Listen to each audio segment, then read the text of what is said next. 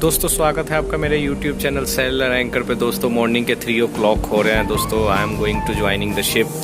दोस्तों मेरा कॉल आ गया शिप के लिए, सॉरी इमरजेंसी ज्वाइनिंग थी, मुझे भी पता नहीं चला एंड इमीडिएटली मुझे शिप के लिए निकलना पड़ा। सो दोस्तों आप सभी को ऑल दी बेस्ट। मैं वीडियोस रेगुलर अपडेट करता रहूँगा और आप सबसे मेरी एक रिक्वेस्ट है कि अपने पेशेंस को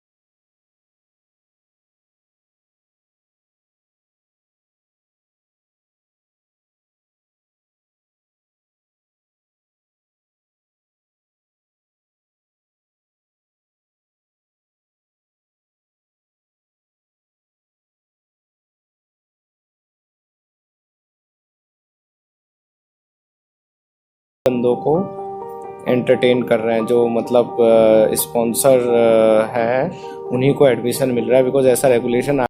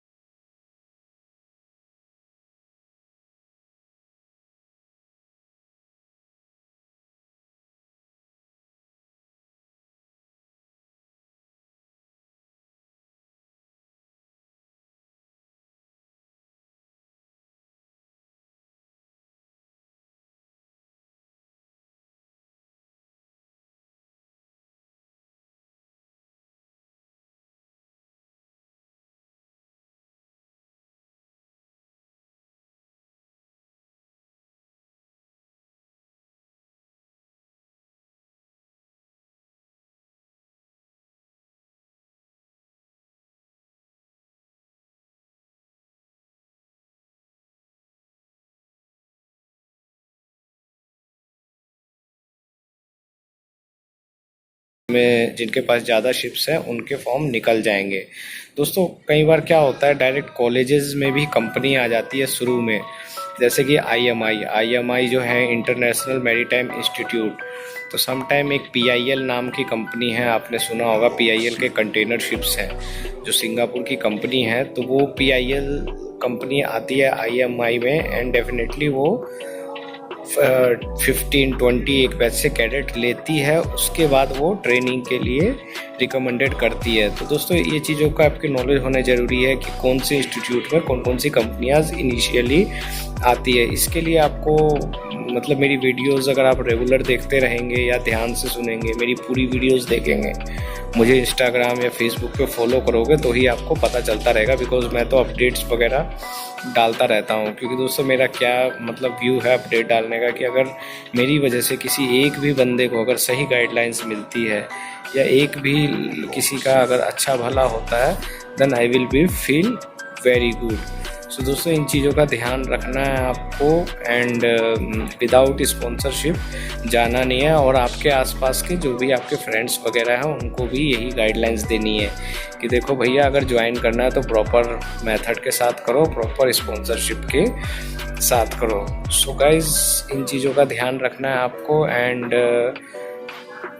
कोरोना से सेफ रहिए, तभी आप कुछ कर पाएंगे। मैंने क्या कहा था, अगर गाड़ी तेज़ चलाओगे तो एक्सीडेंट होगा ही होगा। आपको स्पीड अपनी बराबर मेंटेन रखनी है। एक दिन में एक आदमी उतना ही खा सकता है जितनी उसे भूख हो, ऐसा नहीं है कि वो 10 दिन का खाना एक साथ खा ले। ठीक है। लेकिन अब सेम टाइम आपको खुद एक मोटिवेशन और अब खुद को मोटिवेट भी करना है। एमएससी कंपनी का देख लीजिएगा दोस्तों, बिकॉज एमएससी में अभी जो अगस्त बैच में है अराउंड 180 कैडेट्स ये लेते हैं, 180 180 कैडेट कुछ लेते हैं। 180 कैडेट्स भी मतलब ऐसा है कि जैसे 80 कैडेट्स ये लोग IMI में डालते हैं और 80 TS रहमान में और कुछ तुलानी वगैरह में भी डालते हैं दोस्तों। तो इस तरीके से आपको इन चीज़ों का ध्यान रखना है। एंड उसके बाद दोस्तों एंग्लो ईस्टर्न का तो पता करते ही रहना है आपको। एंग्लो ईस्टर्न का तो मैंने बताया, इनका खुद का इंस्टीट्यूट है। तो अगर आप एंग्लो की आईडी पे भी मेल करेंगे ना तो आपको एग्जैक्ट पता चल जाएगा कि एंग्लो ईस्टर्न में कितना आने वाला है। दोस्तों कंपनीज़ बहुत हैं, आपके पास ऑप्शन बहुत है, बस ये है कि आपने हार्ड वर्क कितना किया है और आपकी कितनी परसेंटेज है, ये मैटर करती है। एंड घबराना नहीं है बिल्कुल भी किसी भी चीज़ से, बिकॉज अगर आप घबरा गए तो सारा काम गड़बड़ हो जाएगा। और फेल भी अगर हो जाते हैं दोस्तों तो इसमें कोई मतलब सैड होने की बात नहीं है। ऐसा नहीं कि यार मैं फेल हो गया, मैं टेस्ट पास नहीं किया, मतलब गलत रास्तों का इस्तेमाल ना करें, एजेंट्स वगैरह को ना पकड़ें।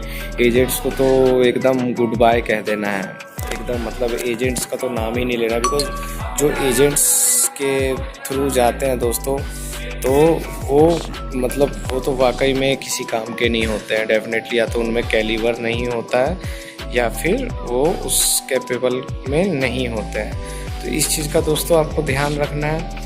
एंड बस मेहनत करिए, और क्या, मेहनत करेंगे तो डेफिनेटली सक्सेस मिलेगा। एंड बड़ी बड़ी कंपनीज़ पकड़िए, बड़ी बड़ी जिनके पास ज़्यादा शिप्स हैं, जिनके पास कम से कम 100 शिप्स है, 200 शिप्स है। क्योंकि कई बार ऐसा भी हो जाता है, जैसे आपने मान लो छोटी मोटी कंपनी पकड़ लिया, आप स्पॉन्सर्ड भी हो गए दोस्तों, तो वेटिंग पीरियड्स उनमें बढ़ जाता है। वेटिंग पीरियड्स में फिर आप बेचैन होने लगोगे कि भाई आज जाना है, कल जाना है, परसों जाना है, तो ये चीज़ें हो जाती है। तो वेटिंग पीरियड्स का मतलब ये बढ़ जाता है। तो इसलिए बड़ी कंपनी जिनके पास ज़्यादा शिप्स होंगे तो आप आराम से मतलब आपको प्रॉब्लम नहीं होगी ज्वाइनिंग में, वेटिंग पीरियड ज़्यादा नहीं होगा। अभी जैसे मान लो आपने सेकेंड मेट क्लियर कर लिया, ठीक है, कैडेटशिप कंप्लीट कर लिया, अभी सेकेंड मेट क्लियर करके फिर से अगर आप कंपनी ढूंढोगे दोस्तों टाइम वेस्ट होगा, बिकॉज तब आप पेशेंस खो चुके होंगे। एक बार अगर आपने सेकेंड मेट क्लियर कर लिया या आपकी ट्रेनिंग ख़त्म हो गई तो डेफिनेटली आपको चाहिए कि एकदम से मतलब तुरंत शिप मिले, because you can not wait. वो ऑटोमेटिकली आ ही जाता है, मैंने देखा है। वो ऐसा नहीं है कि इसमें देखो आपकी गलती है, वो अंदर सबके अंदर आ ही जाता है। तो दोस्तों इसलिए बड़ी कंपनीज सेलेक्ट करें जिनमें ज़्यादा शिप्स है।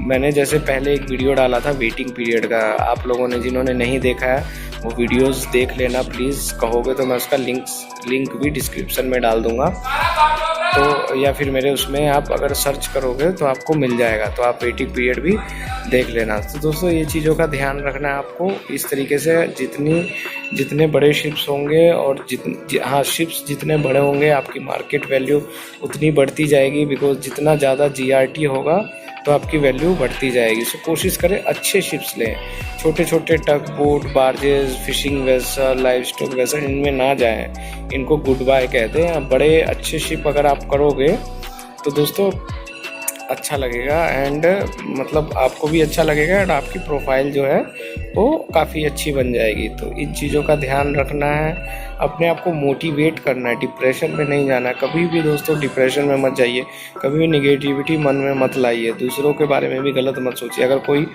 आपके बारे में गलत सोचता है तो कोई बात नहीं दोस्तों, उसको भी सिखाइए कि भाई आप अच्छा सोचो, ऐसा मत सोचो, क्योंकि ये सब चीज़ें हैं। अगर एक बार आपके मन में निगेटिविटी आ गई तो दोस्तों फिर आप निगेटिव माइनस में जाते हैं। तो इस चीज़ों का आपको ध्यान रखना है, खुद को भी मोटिवेट करना है, सेम टाइम आपकी फैमिलीज रिस्पॉन्सिबिलिटी भी है, उनका भी ध्यान रखना है। तो ज़्यादा टाइम वेस्ट नहीं करना है। इस बार कैसे भी आपको जून वाला बैच ज्वाइन करना ही करना है।